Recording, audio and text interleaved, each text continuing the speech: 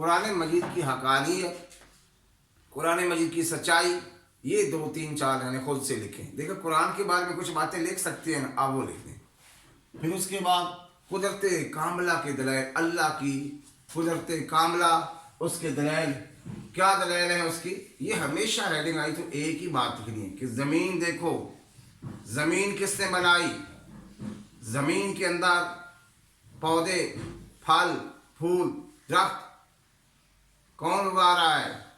आसमान को देखो, आसमान के अंदर सितारों को देखो, सूरज का निज़ाम देखो, चांद का निज़ाम देखो। तो ये अल्लाह क्यों कहे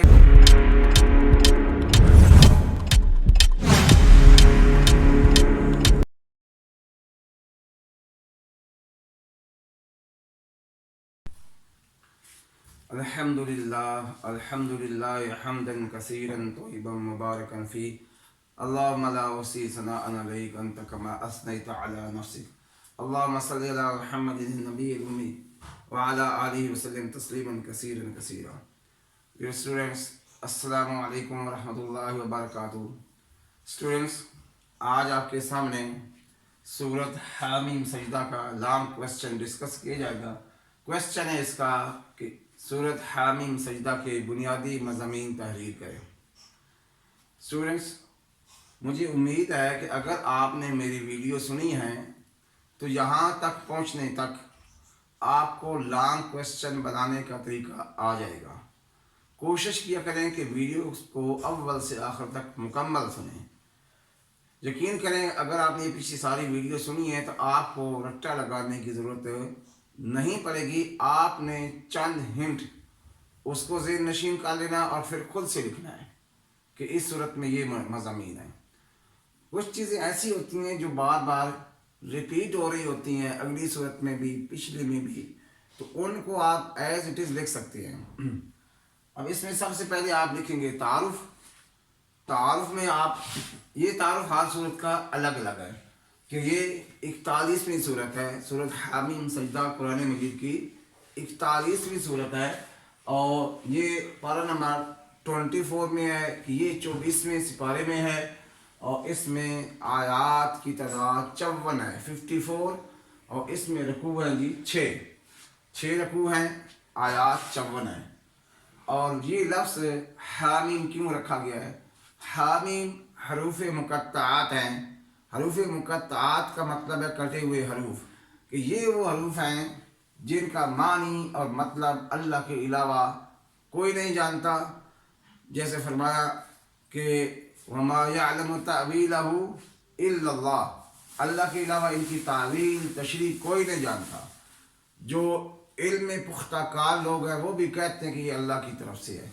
एक तो इसमें हरूफ मुक़त्तआत इस्तेमाल हुए हैं और उसके अलावा इसमें एक आयत सजदा है। तो इन दोनों को मिला के हामीम सजदा के हरूफ मुक़त्तआत हामीन है, हामीम, और साथ इस सूरत में आयत सजदा है।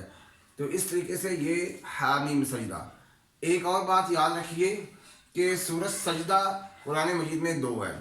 एक है जी अलिफ लाम मीम सजदा, अलिफ लाम मीम से वो स्टार्ट हो रही है, वो सूरत आपके 21 सिपारा में है, और ये स्टार्ट हो रही है हामीम से, तो ये सिपारा नंबर 26 में है। ये तारफा का हो गया। अब बुनियादी मज़ामीन, अब ये देखिए बुनियादी मज़ामीन में मैंने थोड़े से हिंट लिखे हैं, बाकी मैं खुद बात करूँगा। इसी तरीके से आपने ये हिंट याद रखने हैं और फिर खुद से लिखने की कोशिश करें।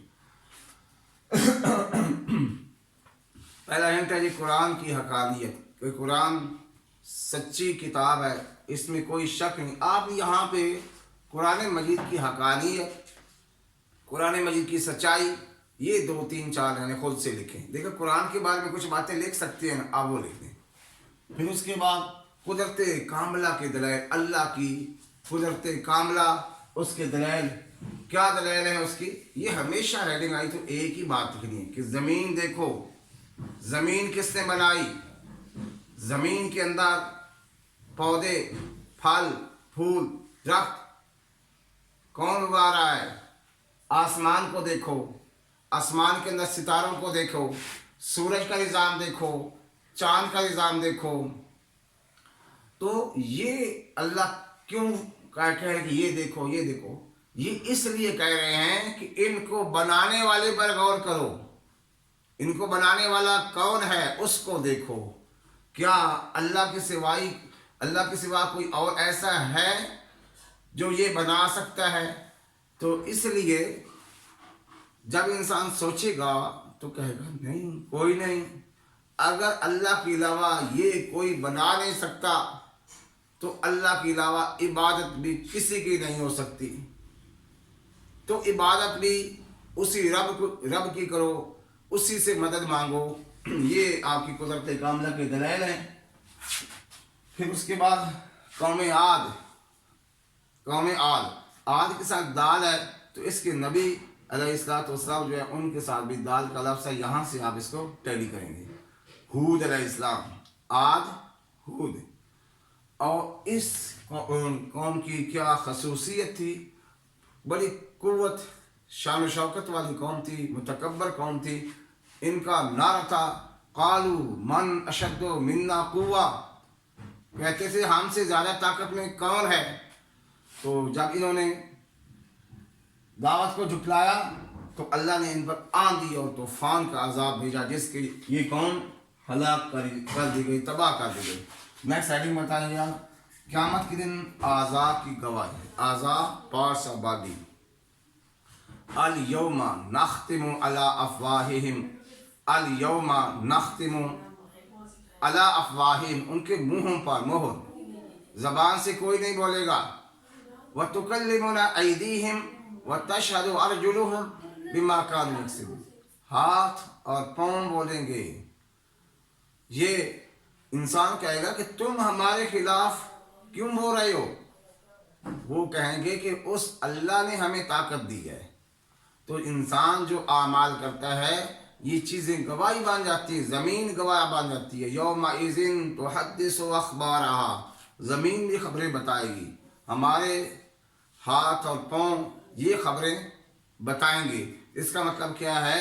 اچھے اعمال ہوں گے تو اچھی گواہی آئے گی، برے اعمال ہوں گے تو بری گواہی آئے گی۔ یہ آپ نے لکھے ہیں اعضاء کی گواہی۔ کفار کا طرز عمل جہنم میں آپس میں لڑیں گے۔ کچھ لوگ ہوتے ہیں گمراہ کرنے والے، کچھ ہوتے ہیں گمراہ ہونے والے، ان کے پیچھے چلنے فالورز، غلط لوگوں کے فالور ان سے الجھ پڑیں گے کہ ہم تو تمہاری بات مان کے یہاں پہنچ گئے۔ وہ کہیں گے کہ نہیں تم خود ہی گمراہ تھے۔